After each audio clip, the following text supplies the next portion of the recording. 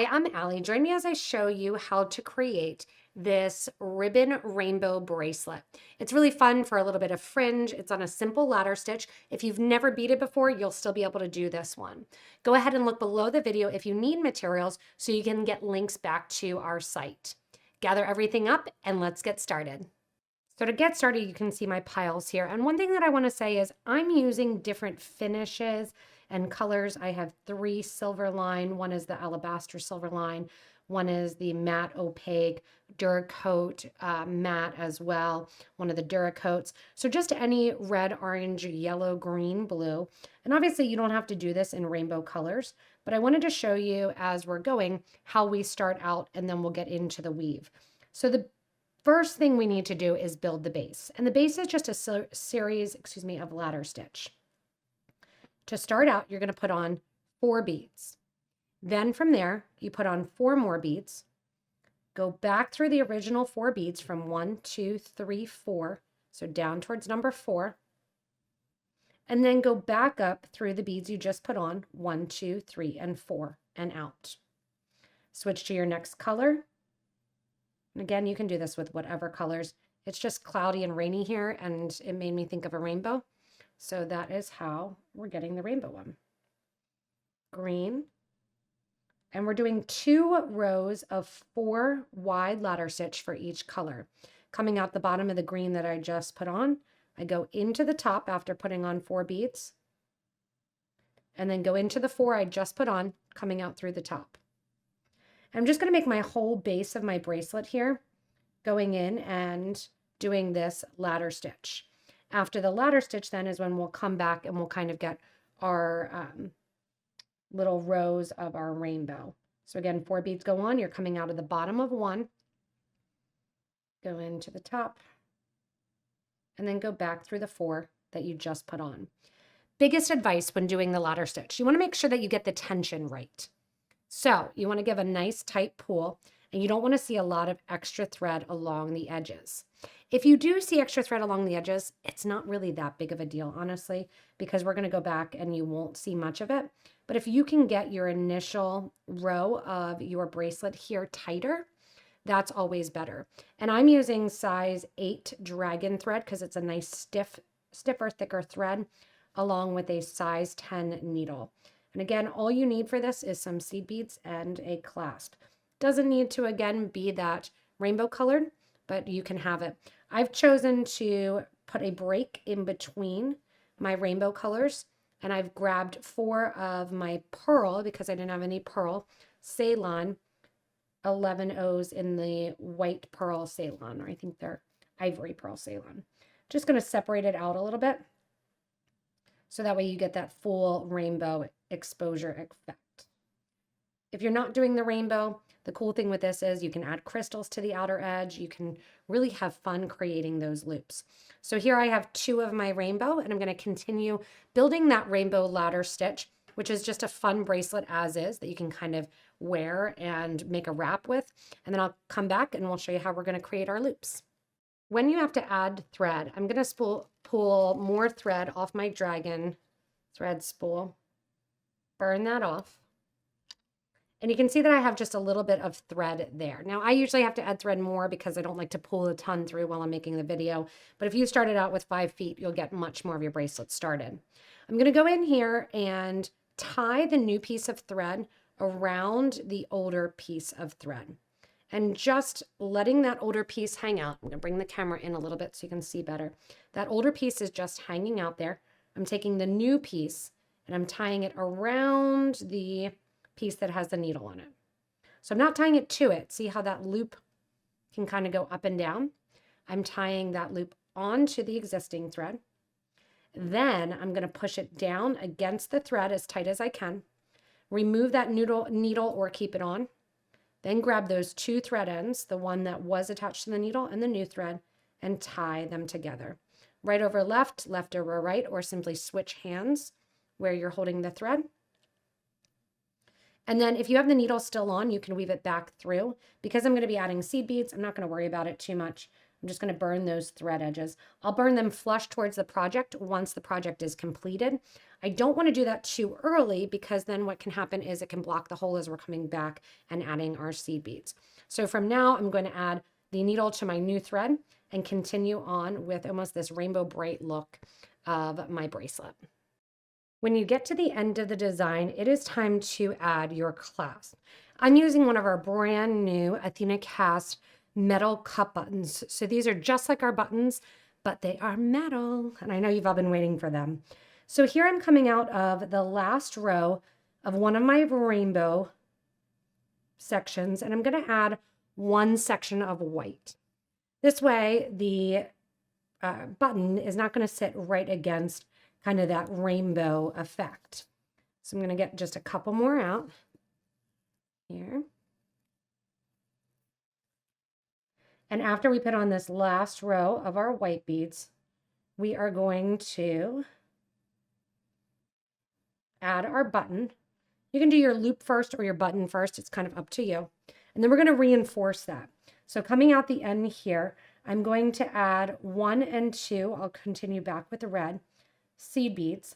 Then I'm going to go up through the button. Up through the button here, if you want a certain color to be the main attraction for this, you can certainly use whichever ones you want for in the middle. I'm going to use, let's go with an orange, a blue, and a purple there at the end.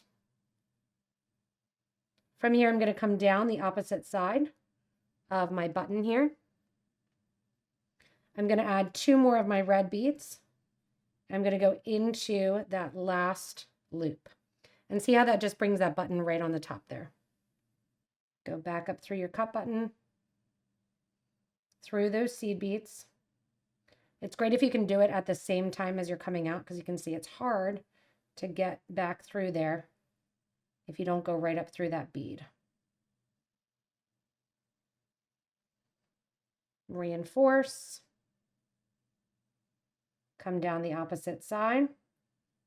And then what we're going to do is go down the ladder stitch to get in position to do the little rings of our rainbow. And I have on here, just so you know, again, these rainbow colors. I may loop around there, but you don't have to. So I'm going back through here. I left that pearl there so that way my cup button could kind of bend back and not get involved in it. And if you want to, also you can grab some crystals. I grabbed some 2mm bicones in all of the colors of my crystals that match my seed beads. I'm going to now do my rings, going from the one piece of ladder to the next piece of ladder and bring in those pretty colors. All right, so to do our fringy loops, we are going to put on 5 of our seed bead color, and I'm going to put 1 crystal in the middle, and then 5 more of our seed bead color, and that gets our first loop. Then once again, on this side here, we're going to do the same thing. So I need to get a couple more of my alabaster. And then these little rainbow loops are just going to sit right next to the project. Do you need to use crystals? Again, no, you don't need to. It's kind of up to you. So I'm going to grab my 1, 2, 3, 4, and 5 of my seed beads, then 1 of my purple crystals, then 1, 2, 3, 4, and 5 more crystals. Come back down through that first row of the ladder that your thread was coming out of and out. And see how it just gets those loop-de-loops right on there? From one to the other then, I'm going to sneak down and we're going to get ready to do our blue. If you want to add a little bit more crystal, you can take your 2mm bicones and put them right in the middle too. I want it to have a nice loopy feel. So I'm going to go back through my ladder stitch again. It's a nice secure bracelet. And all I'm going to do is work my way down through the project. Next is my blue. So I'm coming out my first blue row of my ladder stitch. And now it's time to get my blue section of my rainbow. You can do whatever loop size you want. So again, I'm doing 5 seed beads, then 1 crystal, then 5 seed beads. But you can do 4, you can do 3, you can do 2, you can do 1 even. And that gets that next loop. 1, 2, 3, 4, 5. Blue crystal goes on. 1, 2, 3, 4, 5. If you want the crystals to stand out more, you can also put one of the white beads before each one of the crystals. But again, I just kind of want to blur my eyes and see a beautiful rainbow. Once you're done with that one, you can go from one ladder stitch, back through, give a nice tight pull, and on to the next to the green. So I'm just going to continue the whole way down my piece here, getting my fringe in for my fun little rainbow bow tie bracelet, going in and adding that fringe of color. When you get to the middle section that just has the white, all I'm doing is putting one white bead on between each of my ladder rows. That's just kind of a spacer to start over, going back through then that ladder stitch, and then once again starting over with my purple.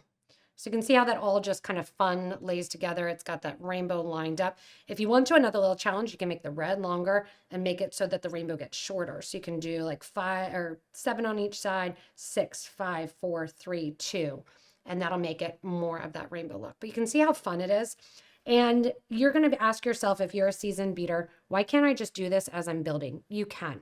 I just like to get the foundational tools as I'm teaching people that maybe have never beaded before, how to do one step and then add the other step on top of it. So I'm going to keep going, adding to my rainbow. When you get done with your rainbow ribbon bracelet here, you can see how fun it is on the wrist and just giving that nice little, almost like a yarn look to it. Here at the end, I'm coming out of my row of my white beads, and I'm going to add onto my thread and needle 2 of my red beads, 1 of my yellow beads, and then I'm going to make my loop out of my blue beads. Which color to do this in, it's completely up to you. When I do a loop, I like to bring it back into a point, which is the purpose of that yellow bead in there, because I think it's best when the loop is not wide open. So I'm going to go in here and I'm adding a bunch of my blue beads, and then we are absolutely going to reinforce this. You're adding your blue beads till you make sure that you have enough on here to fit over your loop, but not too big. So you want to look here, look at that and say, yep, that'll work. We're going to go back through that yellow bead the same or the opposite direction that the thread is currently coming. Make sure that that fits your loop and that it'll stay. That's good. I could have even probably made it a little bit smaller. Grab 2 more beads here. I have a red and an orange on just for simplicity. Go back through your white beads, and now we're going to reinforce, taking our thread and needle the whole way back through all the beads that we just added. If you want to, you can do a peyote stitch here along the side. You can kind of add in whatever. But I love that this looks like that rainbow yarn bracelet. It just kind of makes me happy on a gloomy day. Once you're done here, you're just going to take your thread and needle back to that starter thread.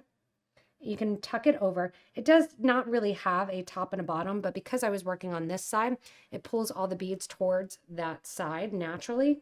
So what I'm going to do is take my thread and needle when I get back to tying off the knot and bring it toward what I'm considering the back of the project. So I've taken this thread and needle the whole way to, I have just enough thread to make it there, going through the white beads and then back 1 row till right where my beads, see I'm flipping over there, have my starter right there. From here, I'm simply going to take those 2 thread ends, right over left, left over right, and then I'm going to go back to any time that I added thread. I added thread twice on my project because it does use a lot. I'm just knotting my thread. If you are a beginner, you can simply knot here. If you're advanced, you can weave your thread back through a little bit. Go in then, burn your thread ends off with your thread burner. If you don't have a thread burner, you can simply use scissors. I love a thread burner if you think you're going to get into jewelry making and you're just starting out. Thread burners are awesome to really kind of keep it together. What I'm going to do then as my final step is back through and look anytime I did cut the thread and burn that thread edge down, just so we make sure we don't have a lot showing. And that finishes off your ribbon rainbow bracelet there. Thank you guys so much for joining me in creating this rainbow ribbon bracelet. There's lots of varieties that can be done with this bracelet, even turning it into a necklace, doing different size pieces, all one color, multicolors, and it's just a simple one to get started. Remember, if you are getting started and need any materials, look below the video. In the description, we'll put links there to get back to our site, which lists everything out and may also answer more questions giving those step-by-step instructions. As always, if you haven't yet, hit that little subscribe button and please comment and let us know if you like the design and then want to see others like it, as well as stay tuned for more inspirational designs.